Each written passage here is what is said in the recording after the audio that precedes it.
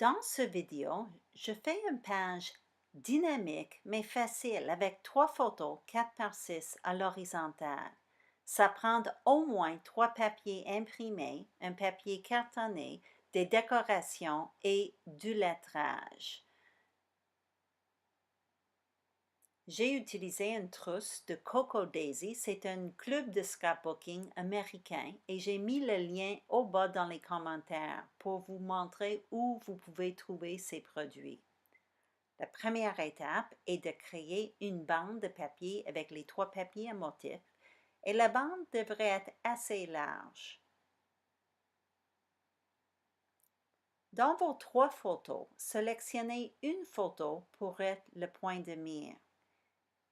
Les 2 photos complémentaires, vous pouvez les tailler un petit peu. Les miennes mesurent 3 pouces et 3 quarts par 5 pouces et 3 quarts. Et j'ai fait ça simplement pour être capable de créer 2 passe-partout avec une bande de papier de 12 pouces. Ça économise du papier, c'est simplement pour cette raison. Pour la troisième photo, le point de mire, gardez-la pleine grosseur et créez 2 passe-partout. Moi, les miennes mesurent 1/4 de pouce plus gros que la photo ou que le dernier passe-partout. Vous allez remarquer que le papier rectangulaire que je place au centre de la bande ici a une fausse couture autour. Moi, j'ai fait ça avec un outil perce-papier et un stylo, mais vous pouvez créer le même look en simplement dessinant une ligne avec un stylo noir autour. Vous pouvez même coudre le papier avec une machine à coudre si vous désirez. Collez les 2 photos complémentaires vers le haut au centre de la bande de papier.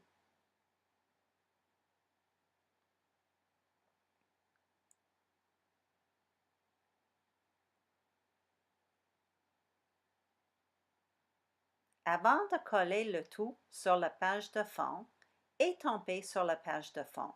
Ça, c'est les étampes de la trousse de Coco Daisy que j'ai reçue, mais vous pouvez utiliser n'importe quel jeu d'étampes que vous désirez. L'encre que j'utilise est gris souris de Stampin' Up!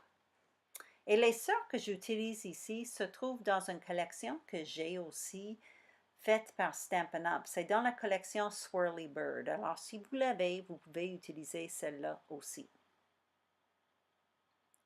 Collez la bande sur la page de fond et ensuite collez la photo principale dans le coin en bas à gauche. Et le point de mire est établi parce que la photo est plus grande, il y a 2 passe-partout et c'est placé différemment. Maintenant, c'est le temps de décorer la page et aussi d'ajouter le texte et le titre. Je crée ici une étiquette. Alors, j'ai coupé une bande de papier. Ça mesure 2 pouces et 1/4, je pense. Ensuite, je vais tailler la bande à la longueur désirée. Ça, c'est 4 pouces et demi. Et pour créer l'étiquette, j'ai coupé un bout de la bande en angle et j'ai utilisé le retail pour me guider où couper l'autre côté. Au centre, je poinçonne un trou.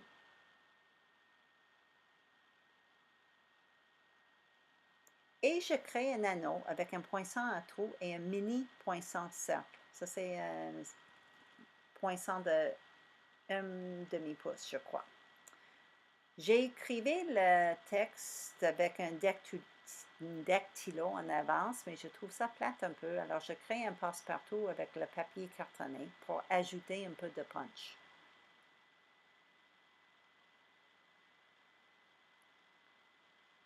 Ça, c'est la ficelle rôtie que j'ai trouvée dans ma cache.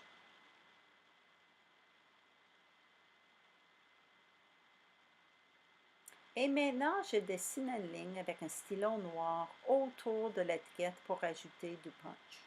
Moi, je trouve un stylo noir est simple, facile, pas cher, mais on peut vraiment ajouter un effet sur une page avec un simple stylo noir. J'ai fait 2 autres étiquettes en avance et je vais placer les 3 sur la page pour créer un triangle visuel autour de la page. Et ça va servir comme endroit où je vais placer le titre, le texte et les décorations. Ça, c'est des décorations qui est venues avec la trousse de scrapbooking de Coco Daisy. Alors, je joue un peu avec le placement sans les coller au début. Et je crée un regroupement plus gros que les autres. J'aime quand les regroupements de décorations sont inégales. La vidéo arrête ici, mais tout ce que j'ai fait, j'ai collé les décorations, j'ai ajouté 2 rondes en chipboard qui étaient dans la collection, j'ai ajouté le titre et j'ai fait une fausse couture autour de la page. J'espère que vous avez aimé cette vidéo. Si oui, s'il vous plaît, poussez sur le bouton subscribe et aussi donnez-y un thumbs up. Merci beaucoup et bonne journée.